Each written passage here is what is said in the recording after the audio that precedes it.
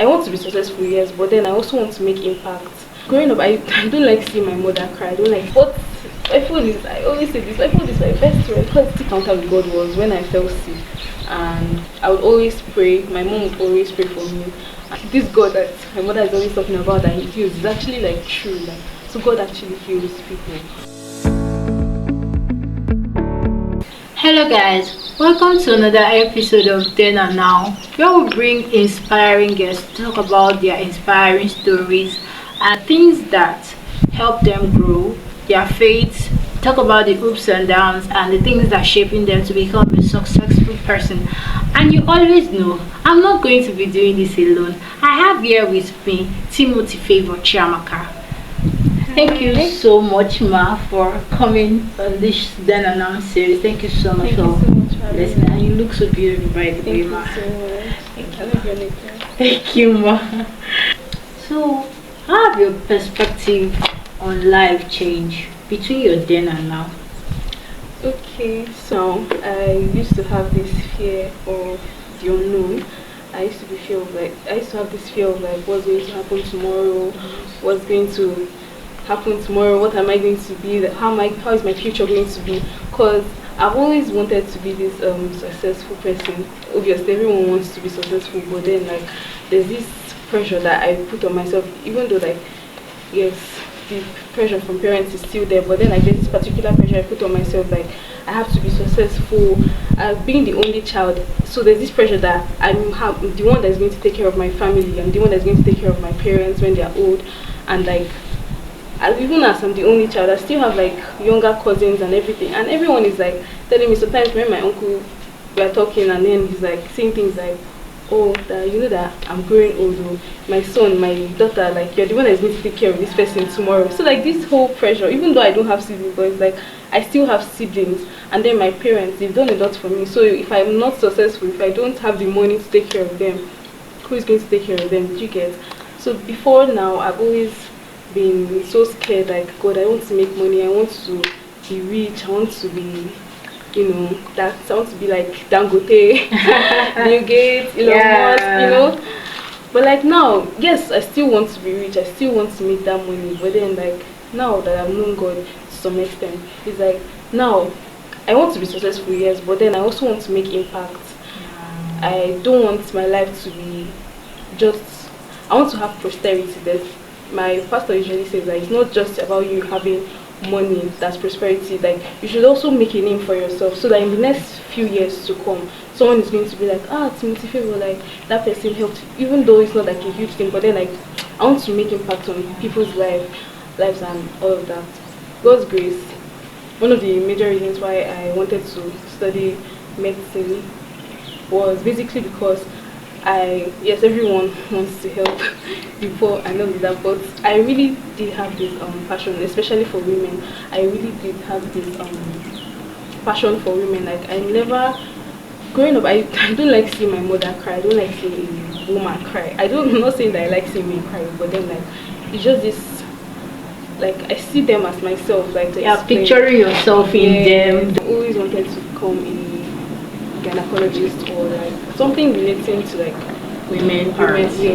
So that's God's willing, by God's grace, maybe in the future, something maybe in the future.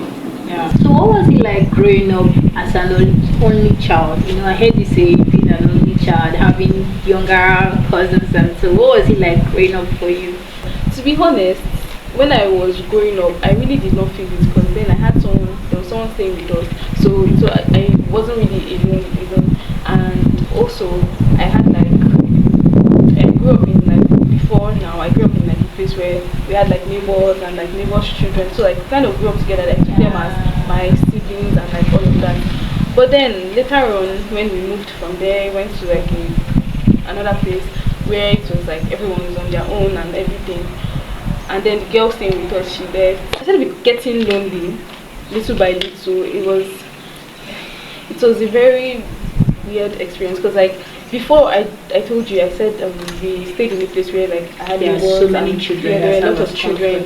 Yeah, so I really did not feel it then. But then later on, I started feeling lonely. I was like, oh my God, I was always alone, and my parents, my mom then, my dad wasn't really staying with us, we were staying somewhere else. in Calabar because of his work. So I was just staying with my mom. So it was just my mom and I. So she'll go to work and I'll go to school. But when I come back from school, I'll just be alone. Later on, I started having lessons, so I usually go to my friend's place, and the loneliness kind of like dropped. Yeah. So I wasn't really feeling it again until I came to school, and like my friends moved. Everyone like left where we were. Like everyone left, moved out from the area I was living at. So when I go home now, it's like only me. I feel like finding comfort in my phone. Mom would always complain. She would be like, "Amaka, drop that phone, drop that phone." But my phone is, I always say this, my phone is my best friend because it takes comfort in my phone, and I'll just be using my phone from morning till like night. Before, my mom was like, "Amaka, you have to go and learn a skill, this, that. During the ASU strike, so she forced me, she was like, "Go and learn tailoring." I wanted to learn makeup more, then she was like, "No, makeup is that. So I had to go and learn tailoring now. I didn't really finish that. So then after that, and because I grew up as an only child, it made me kind of reserved, and I don't like interacting with people that much. Before, I didn't like it. I hated I still today I'm still very scared of public. Like I hate public spaces. I'm still trying to come out of that, you know, shell. Yes, I'm a reserved person. I'm a shy type. I'm always inside, highly introverted. Like I can be inside for like months. Sometimes my neighbors will be like, are you around? I didn't know you were around, this, that. So I feel like an only child like was what, caused that. And also my parents, because I'm their only child, they would never allow me to go out. Like I was always locked. I was kind of caged. So yeah. All these experiences, what have you come to understand? What have you come to see about being an only child? What have you picked out? You don't just see the aspect of you being caged, but there's a takeout for yourself. Like what have you come to understand that they are just why they were doing all those things, and the addiction parts? What have you come to pick out in everything, in every of your experiences you just mentioned? Okay, so being an only child is great. It's nice. I mean, you don't have to share anything with anybody. You don't have to share anything with anybody. Like all your parents' attention is like on you. As much as it's very nice, but then like everybody's attention is on you. Like this fear, like there's this pressure, like I said earlier on. So staying inside alone every time is not really the best idea, to be very honest, because like they said and I don't mind the devil's workshop, right? So you staying inside, just being caged, just doing that. The devil is very, very mysterious and very manipulative. It's going to be putting in thoughts in your head, like a lot of evil thoughts. It's going to be like, do this thing, like, let's do this thing, like. Do you get? No one is here, no one is watching you. So like, just do it. I will not lie. There are times when I fell to this. I listened to the devil, but by God's grace, I came to school and I found Christ. What was your first encounter with God? Like, how did you come to find who God is? I grew up in a Christian home. I grew up in a place where you have to go to church. Like, if you don't have an excuse, if you're sick, or my mom is like, go to church. She will always be like, if you don't go to church, who is going to heal you? So like that kind of thing. But then like I don't think I knew God then. When I first encountered God, was I was still, that was before I came to school.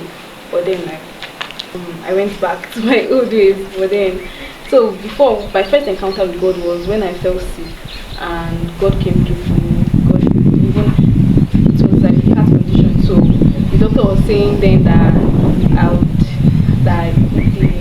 I had the enlargement of the heart, and that it could lead to a hole in the heart. And a hole in the heart is not really it's not a small case, yes.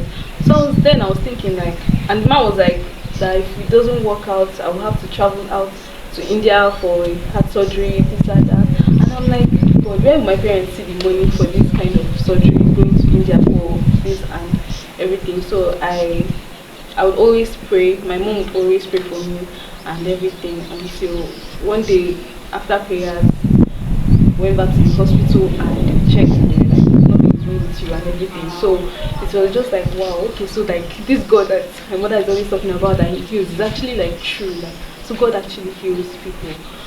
That was the first time I encountered God. I went on and I wasn't really strong in my faith with God, so I backslid. Then I came to school, I joined my faith and I met meaningful people. I met friends that would always talk to me about God and like everything. So at that point I remembered my story. I remember when I was sick and when God actually came through for me. Then I'll be like, God, okay, like this God that did this thing for me, he can still do a lot more for me today, and he's still working in my life and all of that. So it just gave me this confidence that God that did that thing then, he's still the same person. Like he's still the same person today. He will still be the same person tomorrow and all of that. So he's going to do better things for me, and I just had this confidence that God is always there. You said your first encounter with God was your first miracle with God. I know there are other miracles being alive, but this miracle is what you know that you were really conscious about it, which was the healing of the heart. Glory to God. While we were talking the first time, you talked about you wanting to read medicine. What was it like, being a recent graduate? What was it like reading anatomy? What was it like for you? I remember when after writing my JAM, results came out. I knew I really did not merit medicine then, but we're thinking about everything. I lost hope.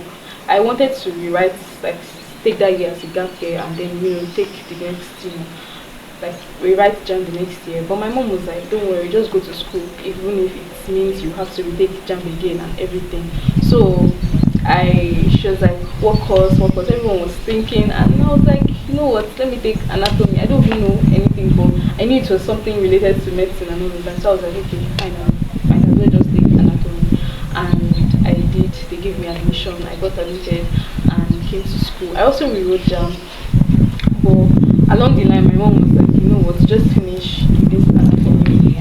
Just finish with it. If you still feel like, after reading the course, if you still feel like you want to go back to school, then sure, we'll take care of that and everything. She was like, we'll just finish this. It's not bad to have 2 degrees. That's what she always says. It's not bad. You still have time on your hands and everything. So I was not happy when I got anatomy. I mean, I came to this school and everyone's like, oh, anatomy, mortuary and mortuary attendant, this, that. So that thing was really depressing. I wanted to study medicine and now you're calling me a mortuary attendant. Like, I want to help living people, not dead people, for goodness sake.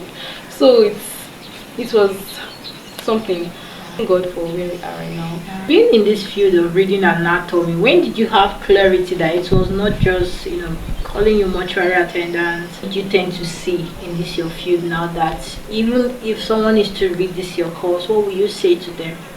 When I started seeing my course in a different light was when I went for my industrial training last year. And then I knew that this course is not really a small course, because there's a whole department dedicated to anatomy. Yes, a histopathology department. Most of the people in that department studied anatomy in one way. Yes, the doctors then they studied medicine, but they specialized basically on histopathology, which is kind of a course under anatomy and all of that. So that was the part. That was when I knew that this my course is not a small course. So like this my course is what, because under histopathology, their histopathology is testing tissues, and that's where you can identify if a person is cancerous or not. Under histopathology, there's autopsy, that's to know the cause of someone's death. Under histopathology, there's also forensic science, where you find out what Cause of the death, all that and other stuff. Also like criminal cases and all of that. Yes. So that was when I was like, this my course is no like this mortuary thing. Like there's also other things to this course. This course is actually a nice thing. It's a nice course. So to people that want to study human, I would say it's a very nice course. Although the system currently in Nigeria, I wouldn't say, for being very, very honest, it's a very beautiful course. Maybe in the nearest future, they will tend to appreciate the course more in Nigeria. But in Nigeria, it's really not. It's not one of the high-paying, courses. Yes.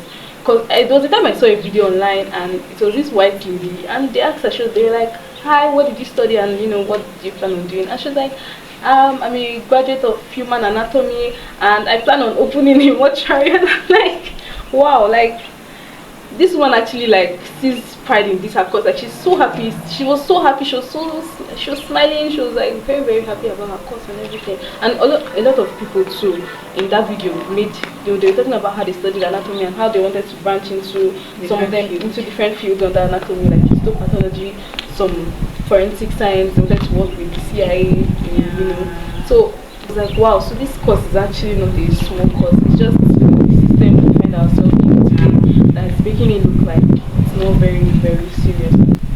So, in your stay on campus, were there any ups and downs for you that you had to walk towards? Like you went through it, but you still had to overcome it. It will be academics. As I said, I had this fear of failing, this fear of not succeeding. So when I saw my first result in 200 level, that was my 100 level exam. The result came out in 200 level, my mathematics, and I failed. I'm not the biggest further math student. I'm not the best student in further maths. But then, like when I saw that I failed, I was like, God, this is my first failure. Like I was so scared of like failing. I was so scared. I was like, God, I've always wanted, like I wanted to graduate with a first class. Because my dad would always ring this thing in my ear, because he graduated as a second class upper, and he was not a full-time student. So he said that was the highest he would give him because he was a part-time student. So it would always be like, if I did the normal going to school where as a full-time student, I would have gotten first class, this, that. And my mom too, she would always be like, I did not get any carryover. So like everything. So then I was always scared of failing. I'm still scared of failing, but now I knew that my fear of failing is not as much as it was before. Before I would do anything, not crazy, but then I would always like, they said oh, you have to pay money to like pass or anything. Then I would be like, it's not just money, but now it's like, failure is not what's going to determine who I will be tomorrow. Do you get me? Failing my exams is not what's going to. I'm going to study hard. I'm going to do my best. But then even if I fail, it doesn't mean that my future is automatically ruined and like, over. So I take failure as a key to like, if you failed, I'll okay, stand up and like do better and move forward and everything. So that was my first failure experience. So I'm not really scared of failing. I see failure as a like, before you stand up and do better, and I know that God has better plans for me. So even if I fail this thing, there's always say something that someone that graduated with even in third class, tomorrow this person might be one of the biggest persons. It's not about how well you did in your academics, how well you did in your maths, your physics, or whatever. It's about how far God wants, like it's about how far God will take you. Like God now is like a major, like he's the one that helped me in this whole failure thing, fear of failing and everything. Because I know that even though I failed, it doesn't mean that God is going to stop working in my life. It doesn't mean that God is not going to take me to where He has ordained for me. It doesn't mean that me failing my maths or whatever is going to stop Him. He's going to be like, this girl, she failed this thing. For me, she's not ready. I'm going to just leave and focus on who is ready. So it's not about failing. You can graduate to the third class and still be bigger than someone that graduated the first class. In Nigeria right now, most first class graduates, if we are being honest, are doing little jobs that are not even what that's first class they are getting and all of that.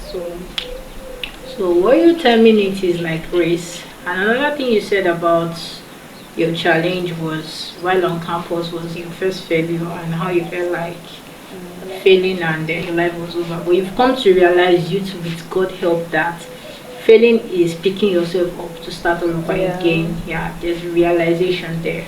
So with everything you said, your personal growth, your spirituality, you coming to recognize God, being an only child. I wanted to say, what have you learned? What did you learn within these experiences you've had coming to school? What are the things you've learned so far that are shaping you to be a better? I've learned to trust God, trust Him like wholeheartedly. I know that my favorite verse of the Bible is Jeremiah 29:11. But I know the thoughts I have towards you, thoughts of good and not of evil, to give you an expected end. So like I know that God's plans for me are not what I'm saying or what I'm imagining in my head, or not are not restricted to what I have planned in my head. God's plans for me are a lot more. So I've learned to trust Him. I've learned to put everything in God's hand. Of course, this fear still comes. I'm a human being. It still comes once in a while. But then this, confidence, I know that God is going to handle everything, and like God did not bring me to this earth for no reason. He said He was going to take care of me, and that's what He's actually going to do. So that confidence comes in, and that fear just like dies down, kind of. So I've learned to trust God wholeheartedly. I know that God is going to take care of me. He's going to take me to where I want Him to take me to, where He wants me to be at, rather, instead of where I want Him to take me to. Because most times we make plans for ourselves, and that's not what God wants us to, do. So I don't want to restrict my goals to, where I want. Because me now, I'm saying, oh God, I want to be a billionaire. Maybe what God has in mind for me is that I'm going to be a billionaire. So me saying I want to be a billionaire is like restricting His plans for me and all that. So I've just learned to trust God basically, and let Him do His will, let His will be. Trusting God and the things you've learned in the experiences, and they're not restricting yourself to just what you want, but what He wants for you. And I wanted you to, I don't know, do you have anything you want to say to those out there who are an only child and who have been addicted to their phone and who see failure as the end of their life? That fear is going to come, definitely, because as an only child, your parents are looking up to you, everyone is looking up to you, everyone is like, this person has to succeed, or like, there's this pressure. But the only advice I have to give to everyone is, every only child, or everyone in general, is to trust God, so just let God do His thing. Just, do your part as a human being, study, do everything that you think, like everything that's right, everything that God says you should do, and just let it, let God handle it, let God take over, basically. One advice you have to give to them is to see that they let Jesus take the wheel over their life. Be you a single child, be you a double child, be you having varieties of siblings, and then coming to love yourself more. Thank you so much, Ma, for coming to our Then and Now series. We really appreciate your effort. We thank you so much for opening our eyes to the human anatomy aspects. And to those who are watching, I hope that having to hear anatomy, you don't think it's just mortuary attendants. Yeah, there is more to that field. Yes. So thank you so much, Ma, for coming. God bless you. And as you've been watching this video and then you have things you want to say, and you could leave your comment below in the comment section. Don't forget to like, don't forget to subscribe, don't forget to share this video. Thank you so much, and we end up here saying bye.